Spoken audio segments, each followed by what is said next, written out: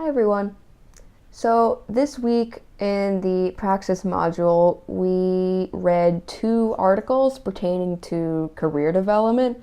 One was how to pick a career that's actually right for you, and the other one was a guide to career planning. And I just want to share 2 points from specifically the Wait But Why article, one that I agreed with and one that I disagreed with. And the point that I agreed with was actually the entire analogy of the yearning octopus, which made sense to me specifically because it broke down who you are as a person into different tentacles. Like you have the lifestyle tentacle, you have the passion tentacle, you have the practical tentacle, you have the money tentacle, or that's my favorite one.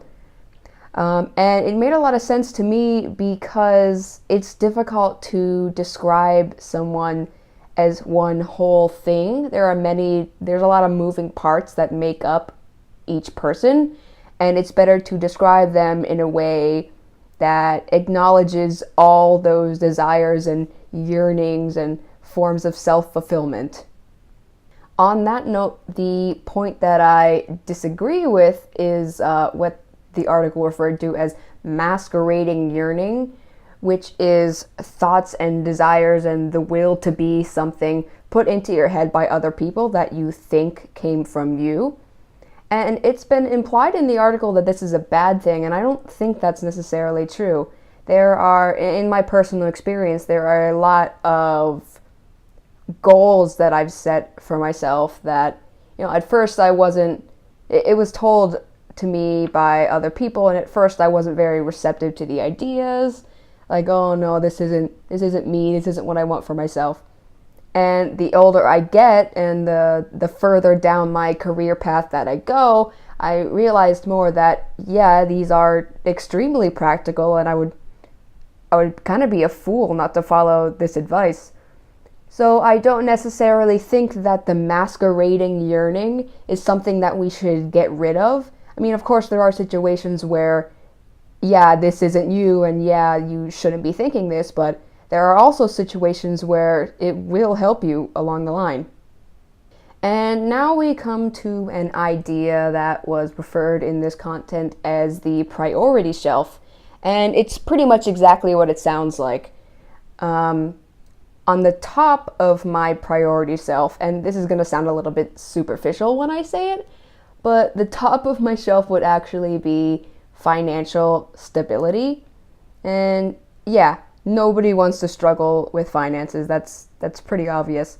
But for me personally, and I don't want to sound privileged, but I have a specific lifestyle that makes it so I can do my best work.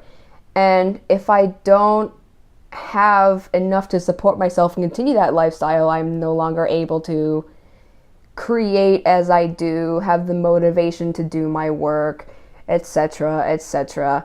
And money's a big part of that. It's always been a big part of that. It's a driving reason behind a lot of things I do.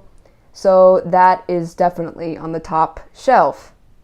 On the bottom shelf, I would say, is getting greater than average recognition for things you create, things you do. I mean, yeah, it's nice to have people look at your work and go, ooh, that's kind of cool, and then associate your work with something that they enjoy and something that makes them happy. But too much of that is annoying and kind of overbearing, and like, a lot of people want to become celebrity level entrepreneurs or creators, but it would be stifling to me. So yes, a little recognition, that's great, but not too much. It would stress me out. That's just a personal thing, but hey, it's on my shelf. So, yeah. So that's my take on this week's Praxis content. I hope you enjoyed listening. Thanks. Bye.